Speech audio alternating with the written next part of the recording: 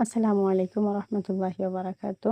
আমরা জ্যামিতিক ও ভৌত আলোক বিজ্ঞানের অধ্যায় ৪ এর খুঁটিনাটি কিছু টপিক সম্পর্কে বিস্তারিত জানার চেষ্টা করব। এর মধ্যে একটা হচ্ছে অবমবিন্দু বলতে কি বুঝো, আর একটা হচ্ছে চরম বিন্দু বলতে কি বুঝো। তো অবমবিন্দু বলতে আমরা যা বুঝি সেটা হচ্ছে পথ পার্থক্য π/2 এর বিজোড় গুণিতক হলে দুটি তরঙ্গের উপরিপাতনের ফলে ধ্বংসাত্মক ব্যতিচার গঠিত হয়।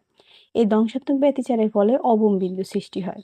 তো পথ পার্থক্যটার সূত্র হচ্ছে 2n ± 1 π/2। এখানে n এর মান 1 2 3 4 যাই বসাও না কেন অ্যান্সারটা আসতে হবে বিজোড়। আর বিজোড় আসলে ধ্বংসাত্মক ব্যতিচার সৃষ্টি হবে, আর ধ্বংসাত্মক ব্যতিচার সৃষ্টি হলে অবমবিন্দু তৈরি হবে।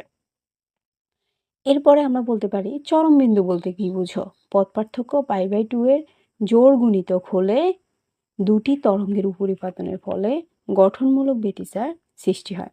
এই গঠনমূলক ব্যতিচারের ফলে চরম বিন্দু তৈরি হয়। তাহলে পথ পার্থক্য হবে 2n π/2, অর্থাৎ 2n π/2 এর মান যখন আমরা n এর মানটা 1 2 3 4 বসাবো, তখন এই অ্যান্সারটা যখন আসবে জোড় গুণিতকে, তখন এটা গঠনমূলক ব্যতিচার হবে, আর একে আমরা চরম বিন্দু বলতে পারবো।